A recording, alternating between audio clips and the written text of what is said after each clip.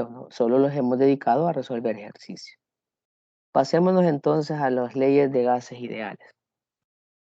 Primero vamos a definir qué es un gas ideal. Ayer lo decíamos en el laboratorio, ¿no? La misma palabra lo indica, ¿va? Ideal es algo teórico, es una aproximación, digamos, de lo real. Gas ideal es un gas teórico compuesto de un conjunto de partículas puntuales con desplazamiento aleatorio. ¿Qué significa eso? Que un gas se mueve de forma aleatoria. Se puede mover para la izquierda, para la derecha, arriba, hacia abajo, ¿no? Y que este movimiento en las partículas no estarían interactuando entre sí. Los gases reales se comportan de forma ideal. Aquí hacemos esa aproximación que decíamos el día de ayer en el laboratorio, ¿no? A bajas presiones y a temperaturas altas. Y los parámetros que yo necesito medir o tener como datos en un ejercicio para resolver un problema de gases ideales es volumen, temperatura, presión y moles. El volumen ya lo hemos estudiado en unidades pasadas. Los moles igual en unidades pasadas. La temperatura lo empezamos a trabajar en esta unidad y lo nuevo es este concepto de presión, ¿de acuerdo? Aquí tenemos un poco las características del estado de agregación gaseoso en este caso, ¿no? Entonces podemos diferenciar este estado gaseoso del líquido y del sólido por las siguientes características. Bueno, en el estado gaseoso están formados por moléculas. ¿Sí? Todas estas compuestos, digámoslo así, ¿verdad? O identidades químicas en el estado gaseoso van a estar formados por moléculas. Van a tener movimiento aleatorio. Y esto hace que las moléculas puedan chocar entre sí. Como no se sabe para dónde va a agarrar una molécula de esa sustancia, pues pueden generar estos choques, ¿no? Y estos choques lo van a realizar contra las paredes si se encuentra confinado, o sea, si se encuentran encerrados, ¿no? Así como ustedes experimentaban el día de ayer capturando gas en la jeringa. A medida que ustedes le iban haciendo, iba aplicando o presionando el émbolo, lo que iban haciendo era reduciendo la distancia entre estas moléculas del aire y podían producir mayor choques entre ellas. Entonces tenemos, pueden hacer que choquen entre sí, ¿verdad? Contra las paredes del recipiente que se encuentren confinados y generando una presión uniforme en todo el recipiente. Las moléculas que conforman el gas están muy distanciadas entre sí. Esto a su vez hace que las fuerzas de atracción intermolecular, que eso lo estudiamos ya en la unidad pasada, sean despreciables. Entonces, en un gas ideal, estas fuerzas de atracción van a ser despreciables. Luego, ya sabemos que un gas no tiene una forma propia, ¿no? Sino que lo define el recipiente que lo contiene, ¿no? Si ustedes tienen un tanque cilíndrico, entonces una de las propiedades de los gases es expandirse todo lo que pueda, de manera que van a tener la forma del cilindro.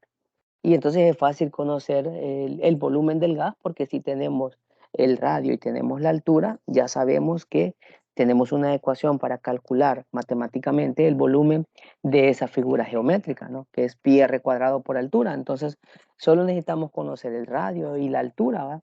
Para poder conocer el volumen del contenido, ¿no? En este caso, del gas que se está almacenando. Y otra de las propiedades de un gas es que es compresible. ¿Qué significa eso? Que a medida nosotros le aplicamos una presión al gas, las moléculas se van a acercar entre sí, ¿verdad? De manera que el volumen total se va a ir reduciendo. Eso ustedes lo miraban el día de ayer en el laboratorio.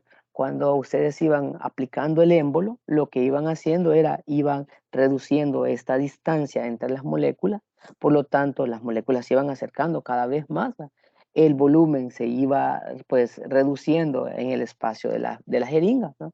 Y iban generando ustedes una presión. Esa presión se la inyectaban al fluido manométrico, ¿verdad? Que tenían ahí conectado el manómetro, ¿se recuerda? Entonces aquí tenemos estas características para que podamos definir y diferenciar un gas de los otros estados de agregación.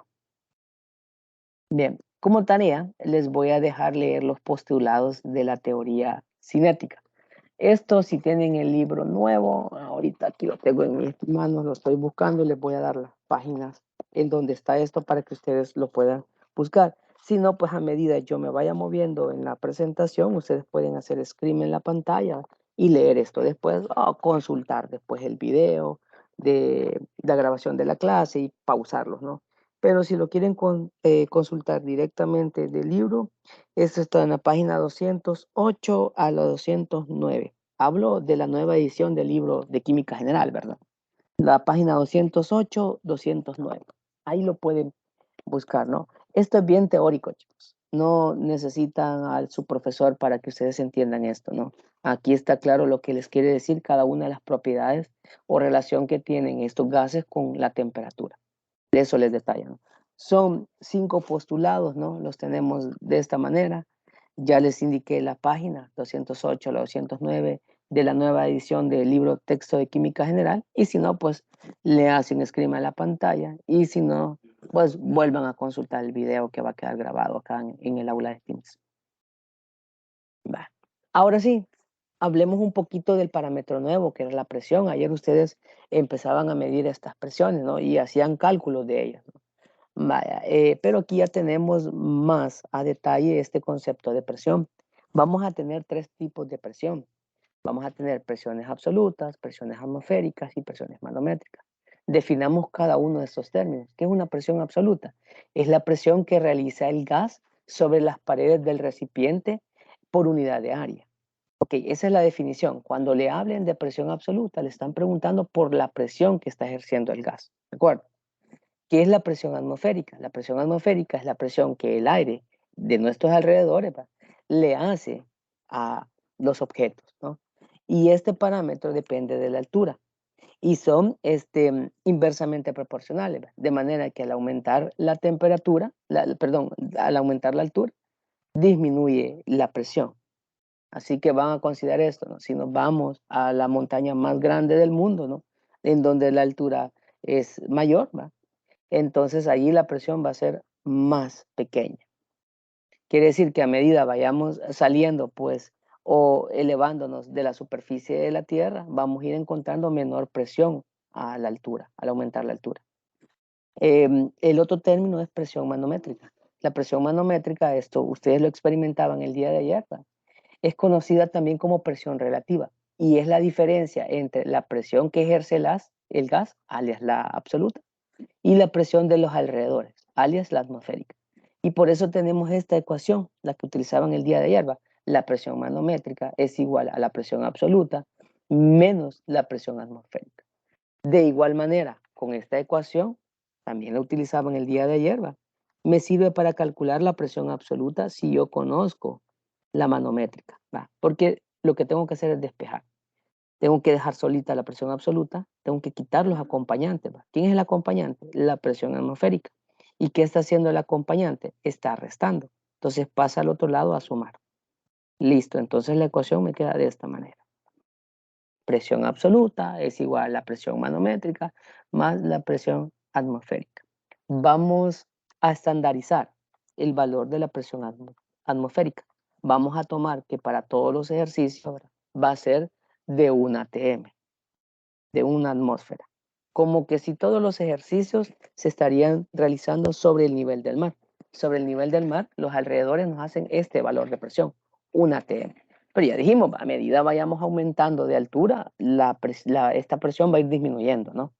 Así que para nuestros ejercicios vamos a estandarizar, a menos que el ejercicio le diga, ¿verdad?, que considere la presión atmosférica de otro valor diferente de 1. ¿De acuerdo?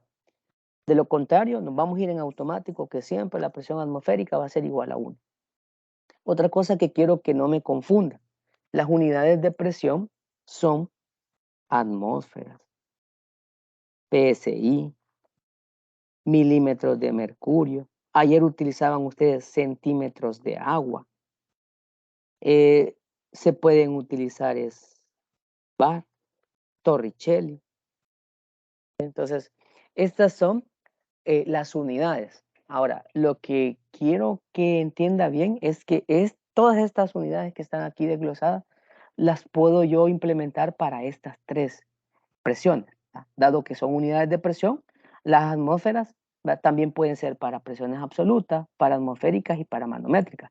Les digo esto porque he notado en ciclos anteriores que pareciera ser que estandarizan que las atmósferas son estrictamente las unidades de la presión atmosférica, pero no, porque yo les puedo decir, ahí fíjense que la presión atmosférica, lo miraban ayer, ¿verdad? Es de 1033,67 centímetros de agua. Ustedes pueden decir, ¿y qué no era igual a uno? Sí, porque una atmósfera equivale a estos valores, ¿verdad? A 1033,67 centímetros de agua. Entonces, no es específicamente las unidades atmósferas estrictamente para la presión atmosférica. Ahí yo la puedo brindar en cualquiera de estas unidades que aquí les he explicado, ¿no?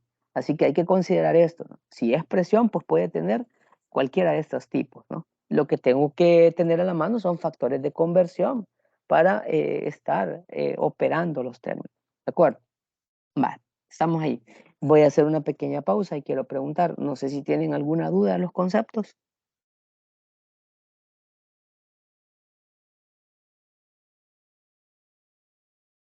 Bueno, digamos, pues si no hay preguntas.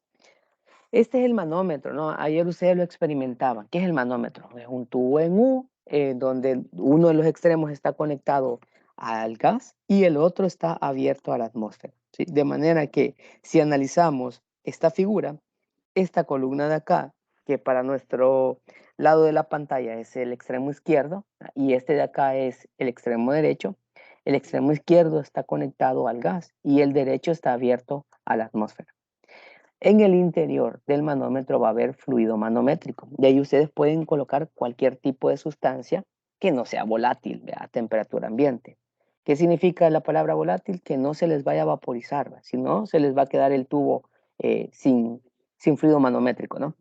Vale, aquí se puede utilizar mercurio, se puede utilizar aceite, se puede utilizar agua, ¿no? Aquí dependiendo, ¿no? Dependiendo del material que nosotros queramos utilizar.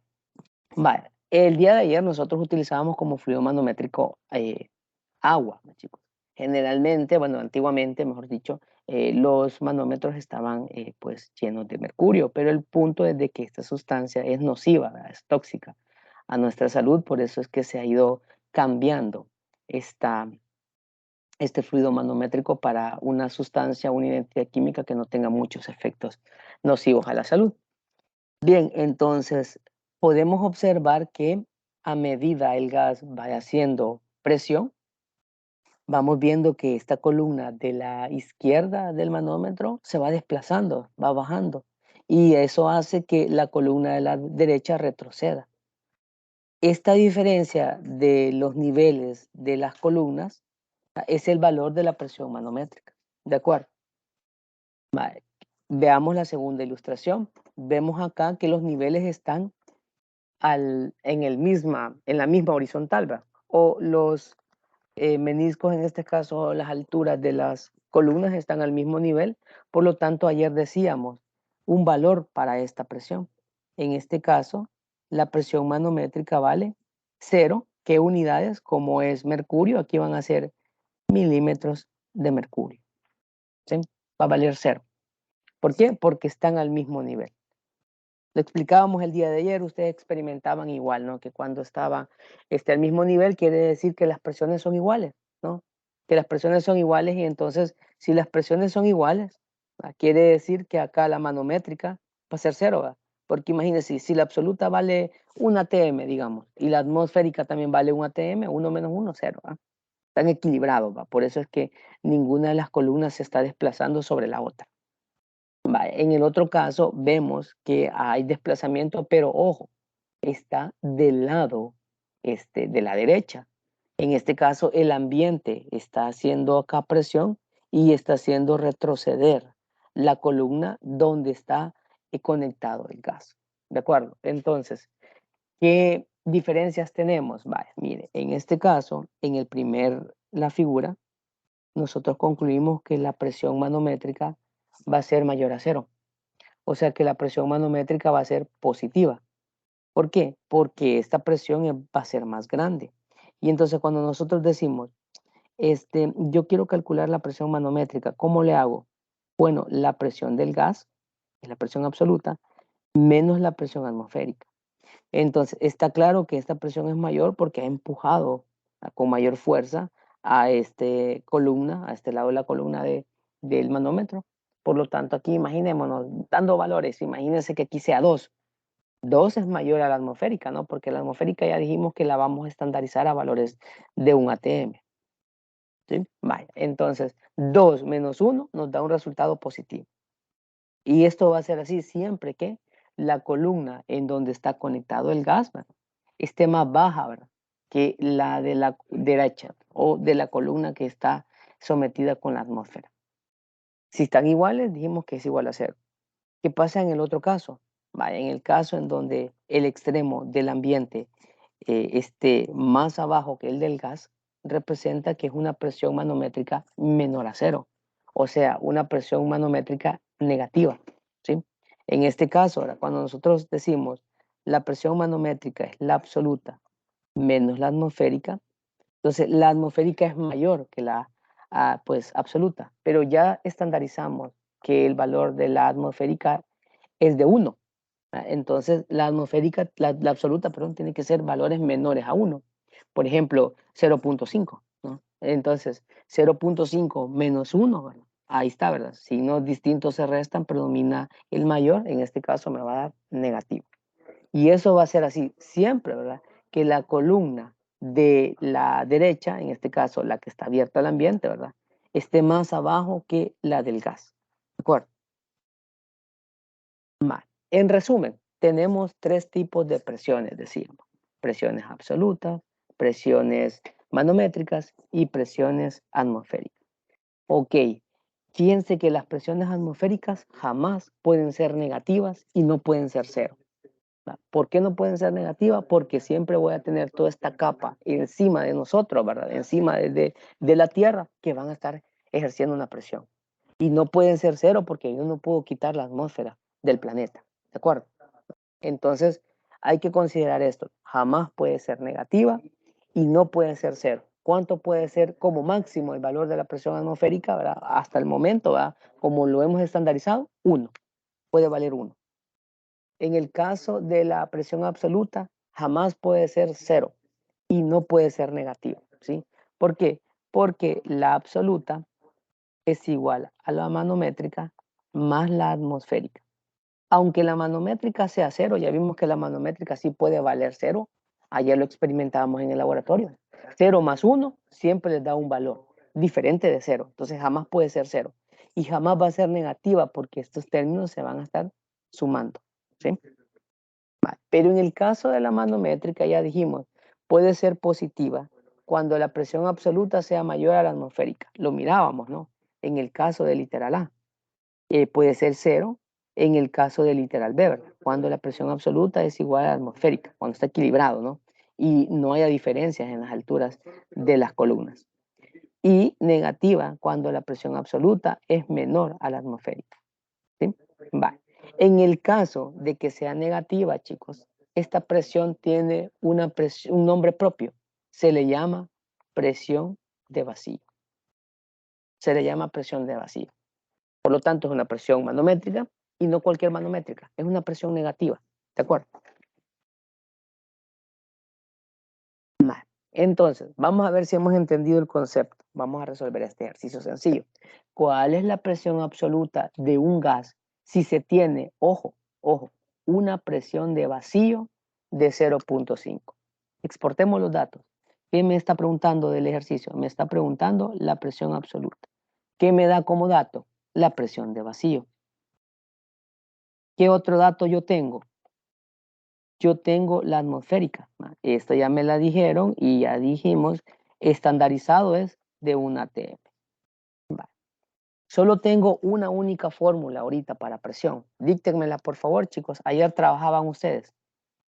¿Cómo hago para encontrar la presión absoluta?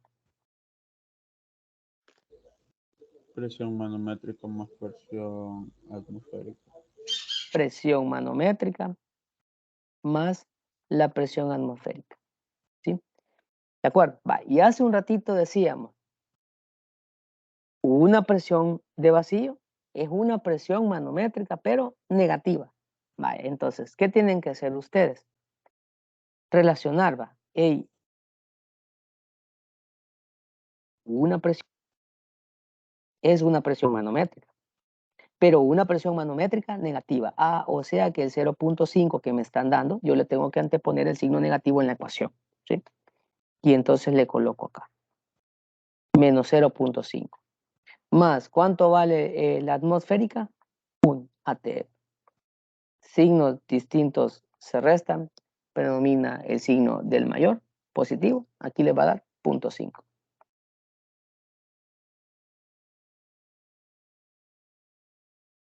¿Preguntas, jóvenes?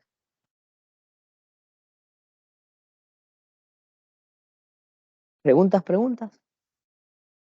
Tomen en cuenta esto, si un ejercicio le habla de presión de vacío, lo que tienen que hacer ustedes es, en la ecuación, la van a sustituir como negativa, ¿sí? Y si ustedes llegaran a encontrar una presión manométrica negativa, no la van a dejar como negativa, la van a poner positiva y van a decir, esta es una presión de vacío. Así van a trabajar con este término. No sé si tienen preguntas.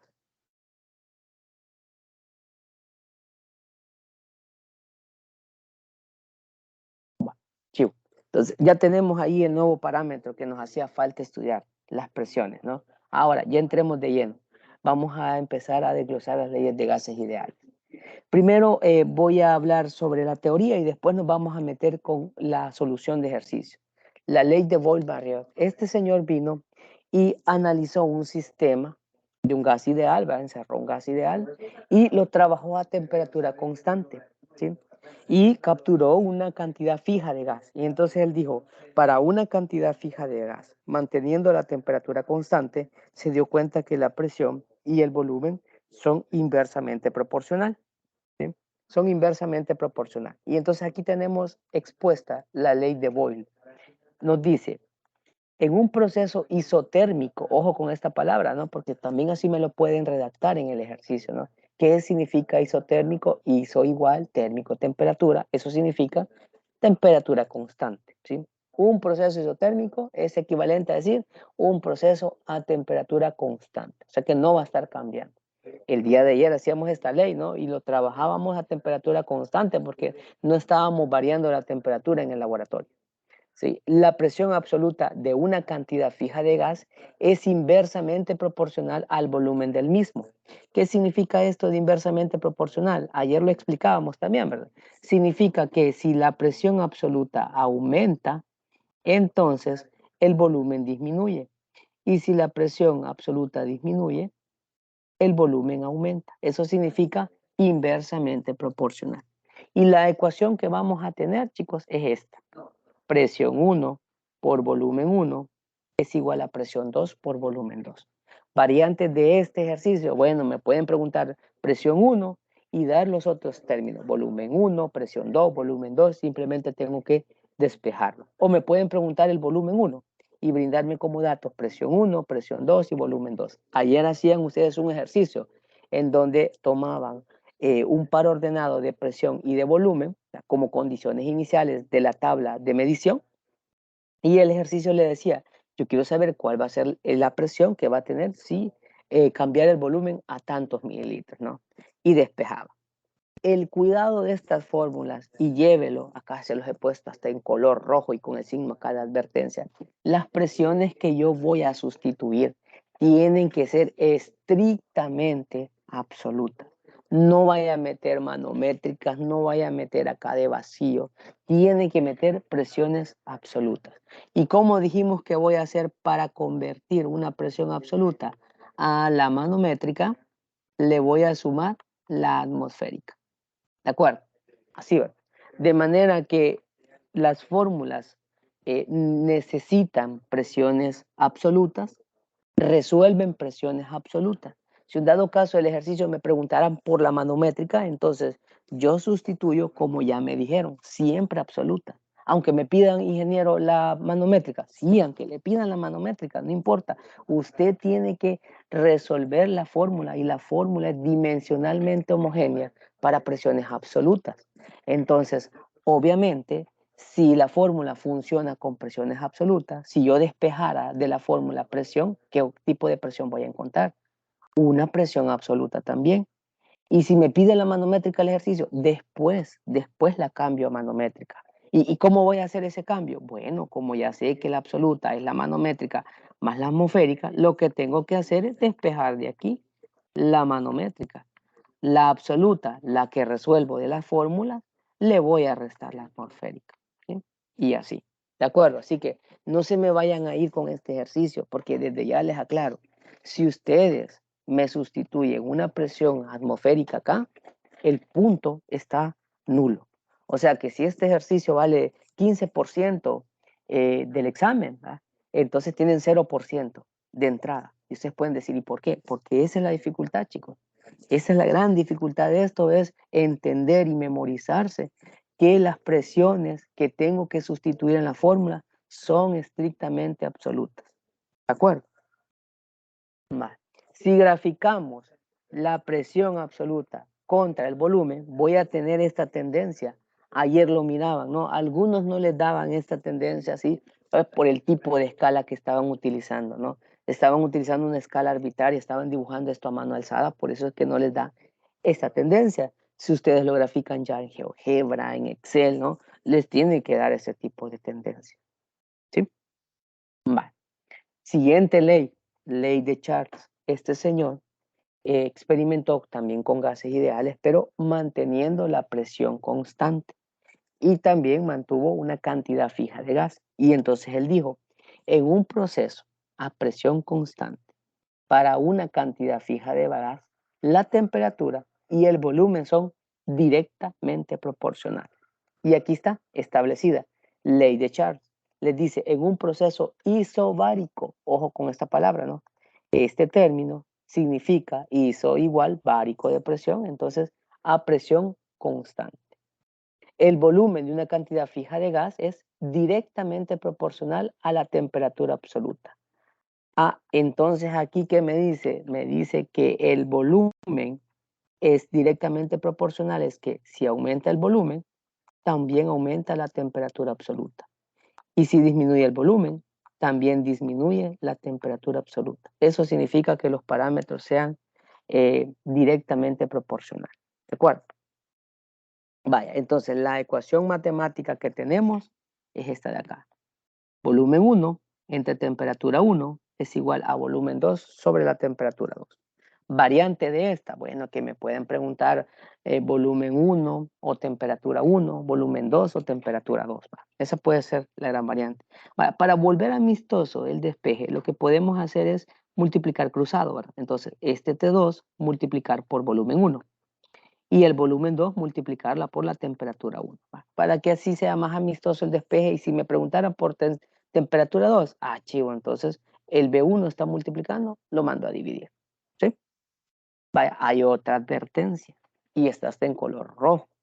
Las temperaturas que yo tengo que sustituir en estas fórmulas tienen que ser estrictamente absolutas. ¿Qué es una temperatura absoluta? Una temperatura en escala Kelvin. Eso ya lo vi en la clase pasada y también tengo un video. Para calcular una temperatura puntual en Kelvin, la temperatura en Celsius, le voy a sumar 273 o 273,15.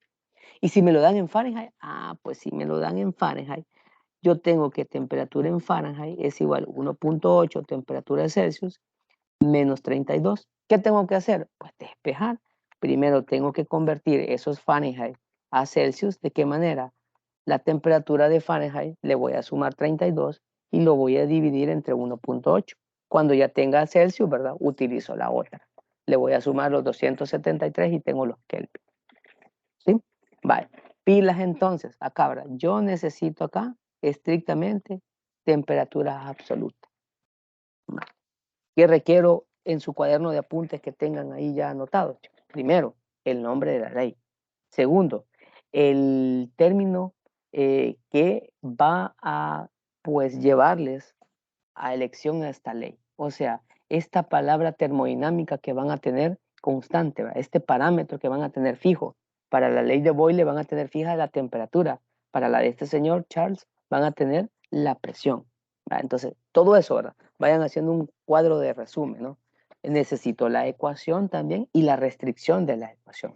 La de la ecuación anterior es que presión tiene que estar en absoluta Y la restricción es con la temperatura. La temperatura también tiene que ser absoluta. Mire, y si el ejercicio me dice que quiere la temperatura en Celsius, bueno, igual, ya les dije, ustedes van a sustituir en la fórmula las temperaturas absolutas. Por lo tanto, van a resolver en temperaturas absolutas. Después hacen la resta, ¿va? Para Celsius o para Fahrenheit, como quieran, ¿no? Si yo grafico estos dos parámetros, temperatura contra volumen, como son directamente proporcionales, yo voy a encontrar esta tendencia, una línea recta creciente, ¿sí? Tercera ley, ley de Sir-Gay-Lussac. Este señor trabajó con volumen constante y encontró lo siguiente. En un proceso isocórico, eso significa a volumen constante, también en otras nomenclaturas esta palabra isocórica le dicen isovolumétrico, ¿verdad? Pero es exactamente lo mismo. Isocórico, iso igual córico de volumen, isovolumétrico, iso igual volumétrico de volumen, ¿verdad? Quiere decir a volumen constante, la temperatura y la presión de una cantidad fija de gas son directamente proporcionales. Esta ley la experimentaban el día de ayer en el laboratorio, ¿no? Quiere decir que la presión absoluta aumenta, entonces también la temperatura absoluta aumenta, porque son parámetros directamente proporcionales. Y si disminuye la presión absoluta, bueno, no le toca más de otra a la temperatura absoluta que también disminuir, ¿sí? La ecuación que vamos a utilizar es esta, y la utilizaban ayer ustedes en el cálculo, ¿verdad?, del laboratorio. Presión 1 entre temperatura 1 es igual a presión 2 sobre temperatura 2. Para hacer más amistoso el despeje, multipliquen cruzado y les va a quedar presión 1 por temperatura 2 es igual a presión 2 por temperatura 1. Variante de esta ecuación, bueno, que aquí me pueden preguntar por la presión 1 y darme los otros tres términos, temperatura 2, temperatura 1 y presión 2, ¿de acuerdo?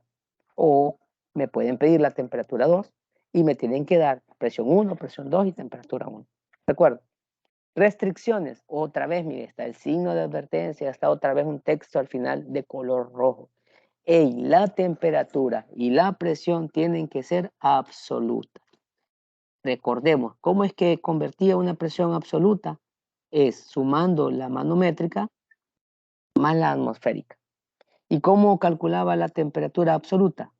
La temperatura absoluta, lo que tengo que hacer es la temperatura en grados Celsius, la tengo que sumar 273 o 273,15, ¿sí?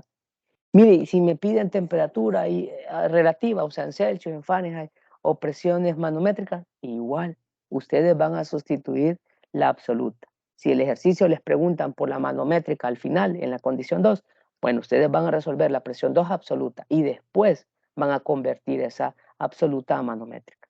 Igual, si les pidieran la temperatura 2 en grados Celsius, bueno, primero van a resolver la temperatura en Kelvin y después despejen, ¿verdad? Cambian de temperatura Kelvin a Celsius, ¿verdad?, para tener el valor.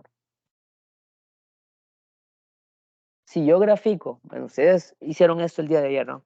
Si graficamos presión absoluta contra temperatura absoluta, vamos a tener una línea recta creciente, porque los parámetros son directamente proporcionales. Bien, la otra ley es la ley de Avogadro.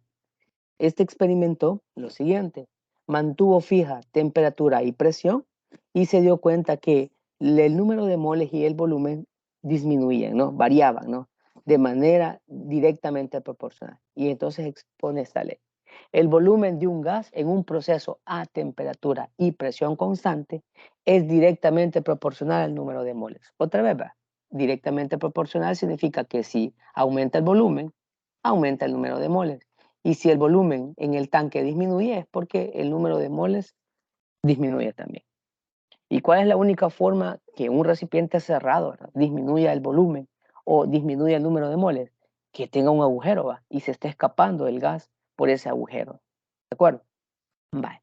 Entonces, aquí se va a mantener fijo temperatura y presión constante. Entonces, tómenle cuidado a estos parámetros físicos que van a estar constantes, ¿no? Porque dependiendo de ese punto que va a estar fijo, así yo voy a buscar la ley de gas ideal que me compete para resolver. Esta de Avogadro, el ejercicio me tiene que decir que el experimento se llevó a temperatura y presión constante para aplicar esto, ¿no? La fórmula matemática, volumen 1 entre número de moles 1, es igual a volumen 2 entre número de moles, 2. Multiplicamos cruzado, aquí les queda B1 por N2, B2 por N1, para hacer más amistoso el despegue. Y aquí, ¿verdad? Variantes que le pueden preguntar B1 y les tienen que dar estrictamente V2, N1 y N2 como dato para resolver.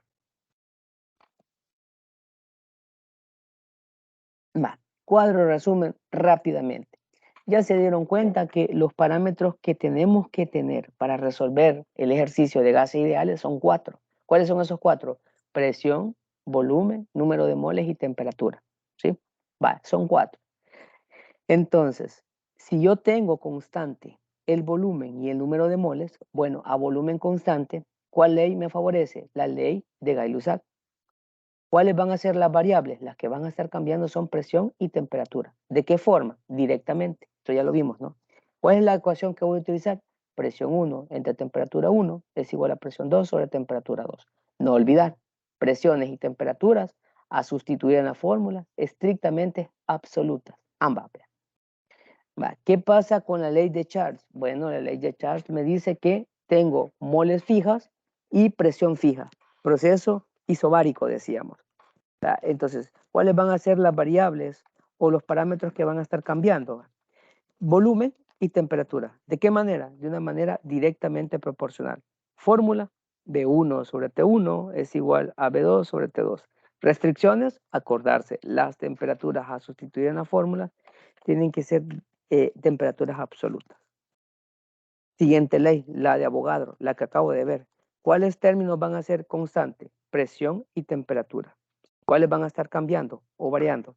Volumen y número de moles. ¿De qué manera? Directamente. Fórmula B1 sobre N1 es igual a B2 sobre N2. Aquí no hay restricciones, ¿verdad? Porque aquí puedo utilizar cualquier unidad de volumen. ¿De acuerdo? Con el número de moles se recuerda cómo lo calculaban. Masa entre masa molar. Tengo que tener la fórmula química para poder implementar. Y eso yo ya les había dicho en clases anteriores y lo sigo manteniendo.